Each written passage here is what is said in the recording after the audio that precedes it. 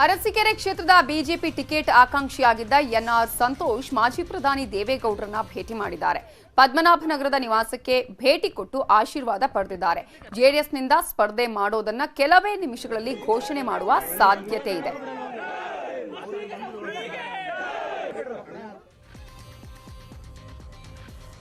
ರಾಜ್ಯ ರಾಜಕಾರಣದಲ್ಲಿ ಬೇರೆ ಎಲ್ಲೆಲ್ಲಿ ಏನೇನ ಆಗಿದೆ ಅನ್ನೋದನ್ನ ಚುನಾವಣಾ ಚದುರಂಗದಲ್ಲಿ ನೋಡೋಣ.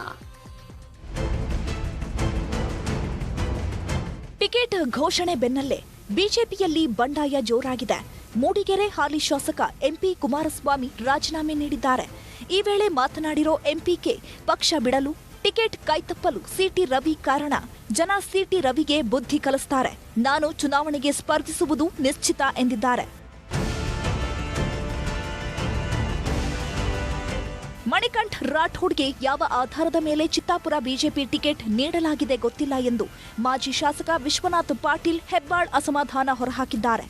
ನಾಳೆ ಅಥವಾ ನಾಡಿದ್ದು ನಮ್ಮ ಮುಂದಿನ ನಡೆ ಬಗ್ಗೆ ತೀರ್ಮಾನ ಕೈಗೊಳ್ತೇವೆ ಅಂದ್ರು. ಬಿಜೆಪಿ ಪಕ್ಷ ಸಮುದ್ರ ಇದ್ದಂತೆ.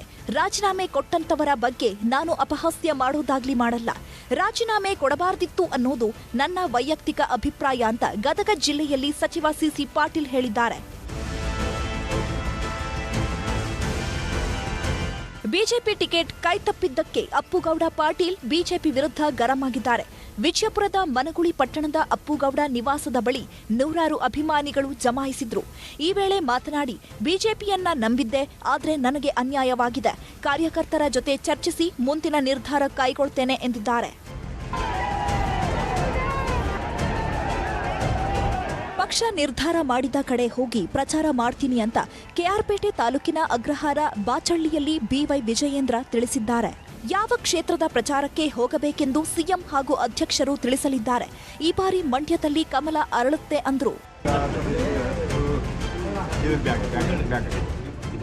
ಕುಣಿಗಲ್ನ ಯಡೆಯೂರು ದೇವಸ್ಥಾನದಲ್ಲಿ ಉಭಯ ನಾಯಕರಾದ ಬಿವೈ ವಿಜಯೇಂದ್ರ ಜಿ ಪರಮೇಶ್ವರ್ ಮುಖಾಮುಖಿಯಾದ್ರು. ದೇವರಿಗೆ ವಿಶೇಷ ಪೂಜೆ ಸಲ್ಲಿಸಿ ಕುಶಲೋಪರಿ ವಿಚಾರಿಸಿದ್ರು. ಈ ವೇಳೆ ವಿಜಯೇಂದ್ರಗೆ ಶಾಲನ್ನ ಹೊದಿಸಿ ಆಶೀರ್ವದಿಸಿದ್ರು. ಬಳಿಕ ಪರಮೇಶ್ವರ್ ಕಾಲಿಗೆ ಬಿದ್ದು ವಿಜಯೇಂದ್ರ ನಮಸ್ಕರಿಸಿದ್ರು. ಮಾಜಿ ಸಚಿವ ಕೆಎಸ್ ಈಶ್ವರಪ್ಪ ಚುನಾವಣಾ ರಾಜಕೀಯ ನಿವೃತ್ತಿ ಘೋಷಿಸಿದ್ದು, ಈ ಬಾರಿ ಶಿವಮೊಗ್ಗ ಟಿಕೆಟ್ ಯಾರಿಗೆ ಅನ್ನೋ ಕುತೂಹಲ ಮೂಡಿದೆ. ಪುತ್ರನಿಗೆ ಟಿಕೆಟ್ ಕೊಡಿಸಲು ಸರ್ಕಸ್ ಮಾಡ್ತಿದ್ದಾರೆ ಎನ್ನಲಾಗಿದೆ. ಆದರೆ ಬಳ್ಳಾರಿಯಲ್ಲಿ ಮಾತನಾಡಿರೋ ಈಶ್ವರಪ್ಪ, ನನ್ನ ಪುತ್ರನಿಗೆ ಟಿಕೆಟ್ ಕೊಡೋ ವಿಚಾರ ಗೊತ್ತಿಲ್ಲ, ನಾನು ಟಿಕೆಟ್ ಲಾಬಿ ಮಾಡ್ತಿಲ್ಲ ಎಂದಿದ್ದಾರೆ. ಯಾದಗಿರಿ ಕ್ಷೇತ್ರದ ಕಾಂಗ್ರೆಸ್ ಟಿಕೆಟ್ ಚನ್ನಾರೆಡ್ಡಿ ಪಾಟೀಲ ತನ್ನೂರಿಗೆ ನೀಡಲಾಗಿದ್ದು, ಸತೀಶ್ ಕಂದಕೂರ್ ಬಂಡಾಯವೆದ್ದಿದ್ದಾರೆ. ಬೆಂಬಲಿಗರು ಕಾರ್ಯಕರ್ತರ ಜೊತೆ ಸತೀಶ್ ಕಂದಕೂರು ಸಭೆ ನಡೆಸಿದ್ದು, ಪಕ್ಷೇತರ ಅಭ್ಯರ್ಥಿಯಾಗಿ ಕಣಕ್ಕಿಳಿಯಲು ಸತೀಶ್ ಚಿಂತನೆ ನಡೆಸಿದ್ದಾರೆ.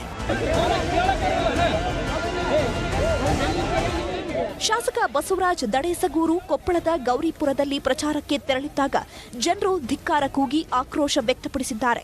5 ವರ್ಷ ಏನೂ ಕೆಲಸ ಮಾಡಿಲ್ಲ, ಈಗ ಮತ ಕೇಳಲು ಬಂದಿದ್ದೀರಾ ಅಂತ ಶಾಸಕರ ವಾಹನ ತಡೆದು ಧಿಕ್ಕಾರ ಕೂಗಿದ್ದಾರೆ. ನಾನು ರಾಜಕೀಯದಿಂದ ನಿವೃತ್ತಿಯಾಗಲ್ಲ, ಇನ್ಮುಂದೆ ಪಕ್ಷದ ಎಲ್ಲ ಚಟುವಟಿಕೆಗಳಲ್ಲಿ ಸಕ್ರಿಯವಾಗಿ ಭಾಗವಹಿಸುತ್ತೇನೆಂದು ಸುಳ್ಯ ಶಾಸಕ ಅಂಗಾರ ಸ್ಪಷ್ಟಪಡಿಸಿದ್ದಾರೆ. ನಾಗಮಂಗಲ ಕ್ಷೇತ್ರದ ಬಿಜೆಪಿ ಅಭ್ಯರ್ಥಿ ಸುಧಾ ಶಿವರಾಂ ಪರ ಪತಿ ಎಲ್ಆರ್ ಶಿವರಾಮೇಗೌಡ ಪ್ರಚಾರ ನಡೆಸುತ್ತಿದ್ದಾರೆ. ಈ ವೇಳೆ ನನ್ನ ಅಳಿವು ಉಳಿವು ನಿಮ್ಮ ಕೈಯಲ್ಲಿದೆ ಎಂದು ಕಾರ್ಯಕರ್ತರ ಮುಂದೆ ಶಿವರಾಮೇಗೌಡ ಕಣ್ಣೀರು ಹಾಕಿದ್ರು. ಆನಂದದಿಂದ ಬರ್ತಾ ಇರ್ತಕ್ಕಂಥ ಕಣ್ಣೀರು, ನೀವೆಲ್ಲ ನಿಮ್ಮ ಪಾದಕ್ಕೆ ನಮಸ್ಕಾರ ಮಾಡ್ತೀನಿ. ಹಾವೇರಿಯ ಬ್ಯಾಡಗಿ ಕ್ಷೇತ್ರದಲ್ಲಿ ಬಿಜೆಪಿಗೆ ಬಂಡಾಯ ಬಿಸಿ ತಟ್ಟಿದೆ. ಟಿಕೆಟ್ ಕೈತಪ್ಪಿದ್ದಕ್ಕೆ ಸುರೇಶ್ ಗೌಡ ಪಾಟೀಲ್ ಬಂಡಾಯವೆದ್ದಿದ್ದು, ಸ್ವತಂತ್ರವಾಗಿ ಸ್ಪರ್ಧಿಸುತ್ತೇನೆ ಎಂದು ಹೇಳಿದ್ದಾರೆ.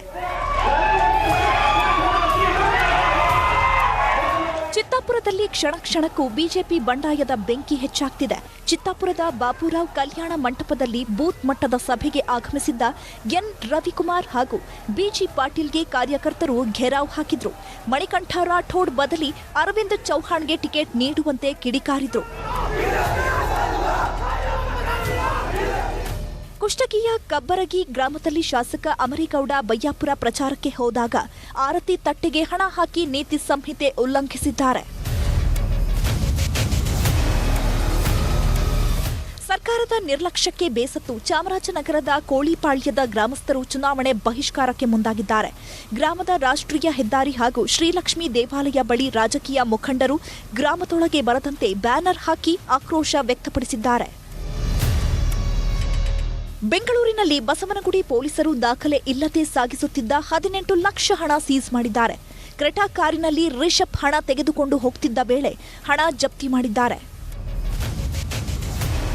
ಗದಗ ಜಿಲ್ಲೆಯಲ್ಲಿ ಅಕ್ರಮವಾಗಿ ಸಾಗಿಸುತ್ತಿದ್ದ ಕಂತೆ ಹಣ ಜಪ್ತಿ ಮಾಡಲಾಗಿದೆ. 2 ಪ್ರತ್ಯೇಕ ಪ್ರಕರಣದಲ್ಲಿ 9,12,000 ಹಣ ವಶಪಡಿಸಿಕೊಳ್ಳಲಾಗಿದೆ. ಇತ್ತ ದಂದೂರು ಚೆಕ್ಪೋಸ್ಟ್ನಲ್ಲಿ 8 ಲಕ್ಷ ನಗದು ಹಾಗೂ ಬಿಂಕದಕಟ್ಟಿ ಚೆಕ್ಪೋಸ್ಟ್ನಲ್ಲಿ 1,12,000 ಜಪ್ತಿ ಮಾಡಲಾಗಿದೆ.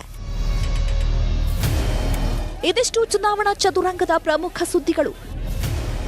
Bureau report, news 18.